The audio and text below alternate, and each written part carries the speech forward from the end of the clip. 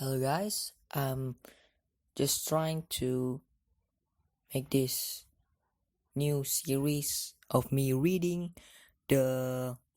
Wait, let me just search it. The Readit No Sleep.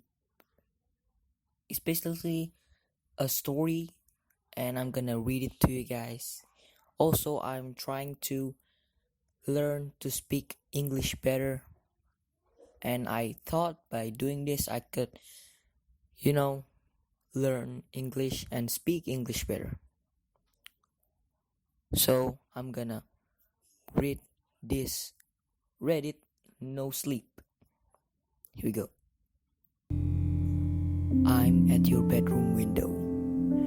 A warning for my fellow travelers. If you ever have a layover in Phillies overnight, don't spend the night at the economy motel.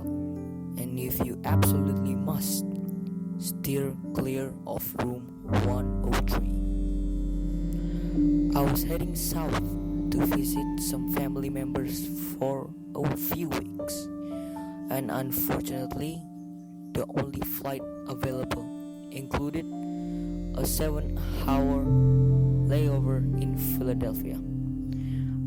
Not wanting to spend those hours huddled outside the airport, I rented the cheapest motel I could find and took the shuttle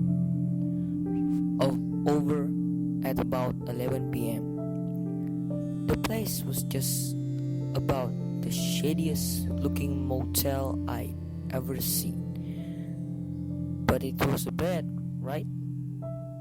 I checked in and headed to my room, 103. Exhausted, I immediately collapsed on the bed. A bit lumpy, but not terrible. Not bothering to take my contacts out, I closed my eyes and let my thoughts wander. I was yanked back to reality by a loud grumbling from my stomach. Right, the airline hadn't fed us. Annoyed, I dug around in my bag for one of those microwavable soup cups, which I tossed in the room microwave. As the microwave rattled away, I noticed a piece of paper wedged underneath it. I yanked it out and unfolded. There were two words scribbled on it hastily. Don't look. Huh? Whatever. I tossed it aside and retrieved my soup. Feeling lonely, I hopped online to see if anyone was on. I was in lucky. My long-distance boyfriend happened to be on Skype. I called him up and we chatted a while, trying to keep our voices down.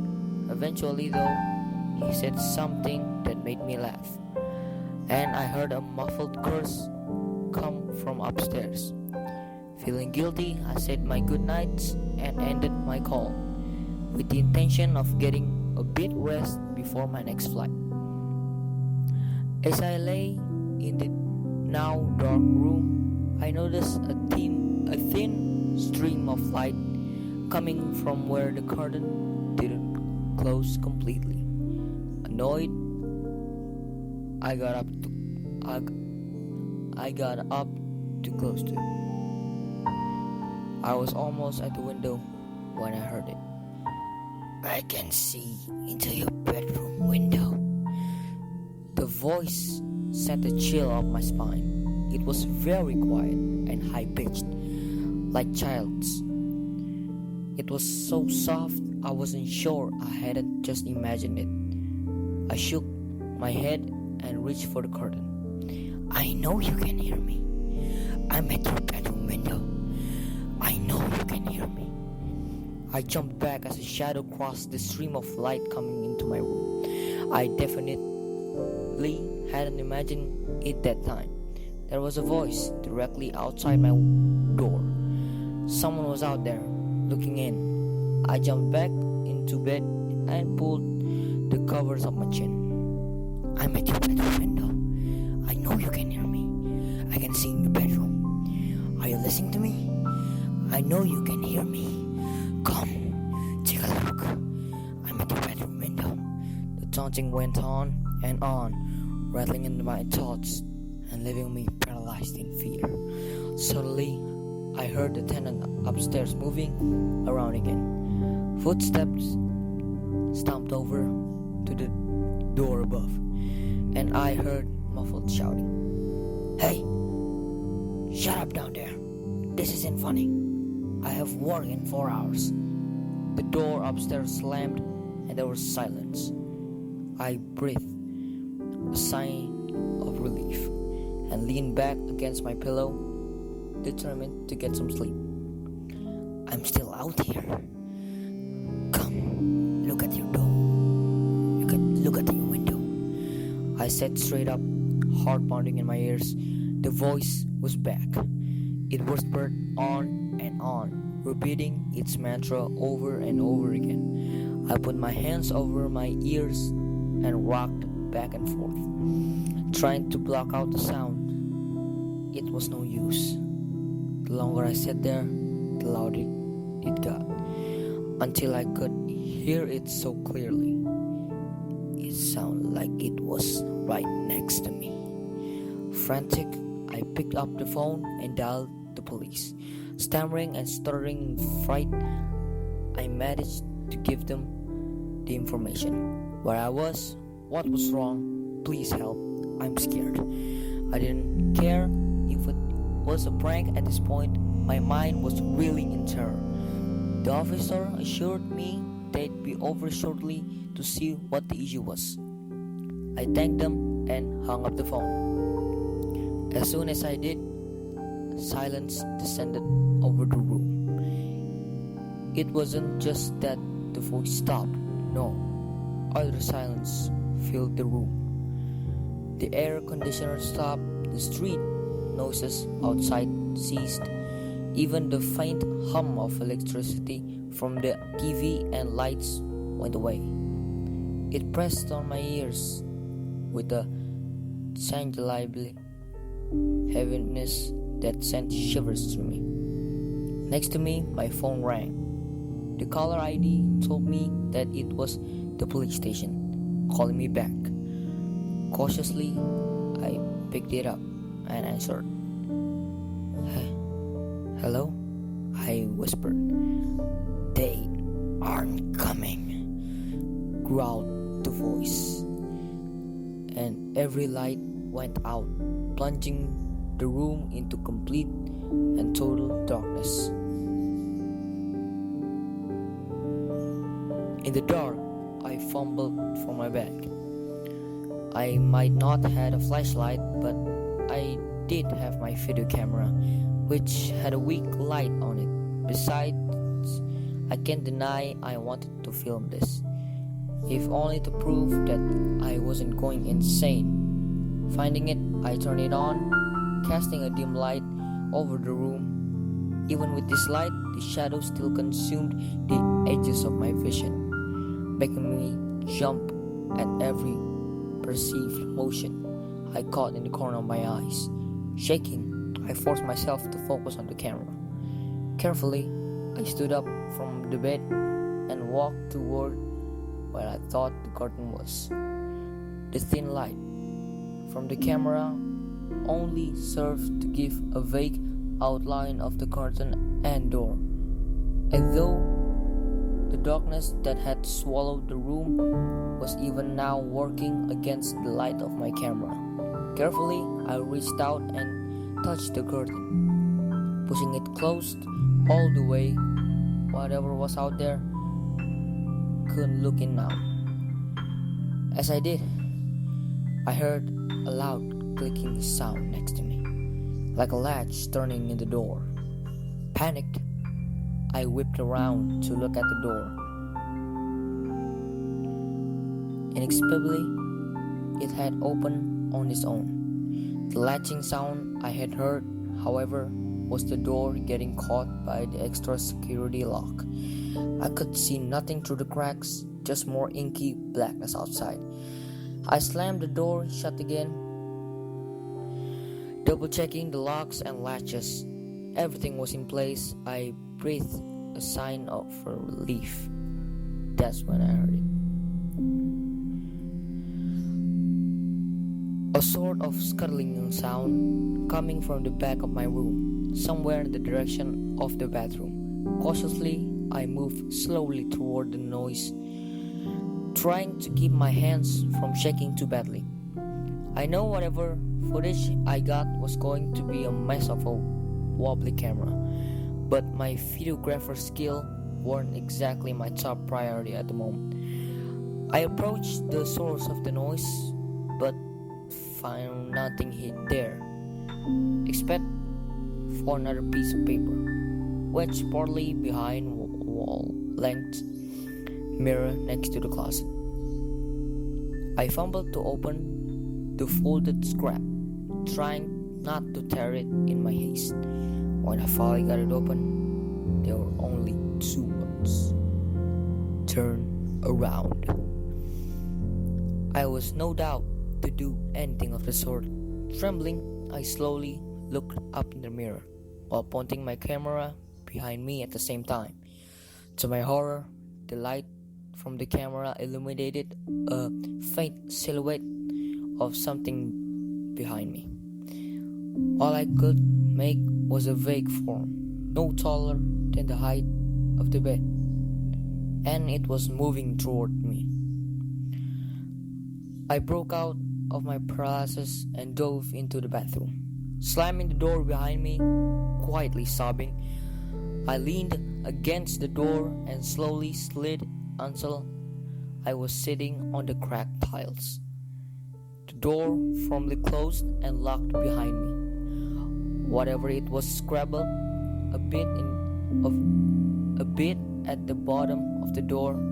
Then came the whisper. "Let me in. I'm out here in the dark. Let me in. Go away!" I screamed. The voice stopped abruptly. I shivered and let out my breath. I had been holding it tightly. I still clung to my camera, unwilling to let go of the one thing that was keeping me tethered to reality. I sat there until the rays of early sunlight began peeking under the door, and I knew it was safe. Carefully, I cracked open the door and peeked around. The coast was clear. In a rush, I grabbed all my luggage and raced out the door. The hotel manager looked at me kind of oddly,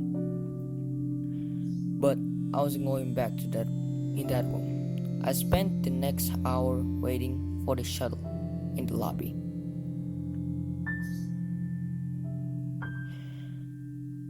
The flight to my aunt's house was short and uneventful. I spent the flight running over what had happened over and over in my mind.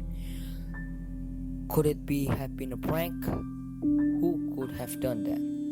It didn't matter. It was over. I was out of that insane place, on my way to my family and friends. I tried to put the whole thing behind me and just enjoy the ride. I've always loved flying. Watching the world fall away behind me is one of the most incredible feelings. The patterns beneath you, the rivers and ponds and winding roads spotted here and there with cuddly clouds shadowing the land. This time, however, I just couldn't enjoy the scenery. I was too on edge from the previous night's event. The plane finally landed, and I just about ran to meet my aunts and cousin. Finally, I could start my vacation and get back to a normal state of mind. I hugged my aunt and my little cousin so tight, just to be sure they were real. We all laughed and packed up the car with my luggage and to head home. I didn't tell them about the motel. That night, my aunt made me my favorite pan-seared salmon. dripping with lemon and butter. Since she lived so close to the beach, it was fresh from that day's catch. I don't think I've ever had anything so sweet and fresh. Sitting here with my family, I could almost laugh off the events of the night before. Almost. Silence descended upon the house as night fell upon us, bringing with a thick fog. The little cousin toddled off to bed, yawning and rubbing their eyes. My aunt and I sat quietly in the living room, her reading, me silently recalling the night before over and over. Finally exhausted, I got up and announced that I was heading to bed early. A bit surprised, my aunt wished me a good night, and I headed to my room to collapse. Once alone, however, I felt unease creep in around me. The only lamp in the room was the bright overhead, too bright to sleep with. And with the fog as thick as it was, no light came in from outside. As if that weren't unsettling enough, at the foot of my bed was a large window, and there was no curtain, only a Venetian blind. I shivered and turned on my side so I couldn't see the window. Slowly fell into a fitful sleep. I woke up sometime around 3 a.m. to an odd squeaking noise, like nails running across glass or tile. Confused, I sat up and looked around. Blinking, my eyes slowly adjusted to the darkness. Still, I could see nothing that could be making any noise. In fact, I seemed to be coming from somewhere outside. My heart rate quickened as I stood up and approached my bedroom window with apprehension. With shaking fingers, I reached for the pole to open the blinds. I yanked down with one swift tug, and the blind flew open. Nothing. I let out my breath. I had been holding in a rush. I had only imagined it. Or had I? As I glanced down, I noticed the long, slightly smudged mark near the bottom of the window, as though some grubby hand or paw had run along the glass. Looking for a way in, I dropped the blinds, dashed back to bed, and pulled the covers over my head. Desperate for some sleep, it seemed impossible that I'd never get back to sleep after that. But eventually I drifted off, dreaming of strange noises and small, scuttling creatures hiding just at the edge of my vision. I woke up in the late morning, head wreathed in fog from the restless night. My phone was buzzing next to me. Squinting, I glanced at it to see that I had 5 unread messages, all from my aunt. I shook my head, not wanting to bother with it at the moment, and fell back against the lumpy pillow. Something was wrong. My eyes flew open and I sat up. No, even without glasses or contacts, I could tell I was in my room at my aunt's house. But no, I could be. I wasn't. No, I was back in the motel room from the night before. I tried to scream, but only a choked cry escaped my lips. I looked back at my phone. Every messages from my aunt was a variation on "Where are you?" Still in my pajamas, I ran to the door, threw it open, and dashed to the office. In a panic, I ran in and immediately started begging the manager for help. He looked up, startled, not at me, but at the door I had just came through. That door again, I thought I fixed the damn thing. Without a single glance at me, he walked over and shoved the door closed, giving an extra push with his shoulder. He hadn't even seen me. Later, I returned to room 103, numb and confused. As I sat on the bed, I heard the voice one last time. "You're mine now." It sounded. I didn't care. I couldn't even muster up emotion anymore. I've lost count of the days I've spent here by now. I don't think I'm dead, just not quite synced up with the rest of the world. These days I'm the one leaving the notes, warning travelers not to look out the window. Most of them laugh when they see my scribblings, but I don't worry too much. It's the people that dwell too long on my messages that worry me. They're the ones that listen too closely to the voice in the window. They're the one that might end up like me someday. There's a young couple staying here right now. I'm sitting outside now, waiting for them to quiet down and go to sleep. I'm trying not to think of how life was before I ended up here. I mean, I've tried leaving, but I can't get past the parking lot entrance. The only knowledge I get from the outside world now is from my phone and occasionally news program I watch during what passes for a continental breakfast at this motel. I think the two inside have fallen asleep. Well, he has at least. I'm not worried about him, his girlfriend or fiance or whatever. I'm concerned for her. She is still up, eyes darting around. I know she saw my note, and she's definitely upset. She's a perfect target. Excuse me now, I'm going to huddle in the closet with my hands over my ears.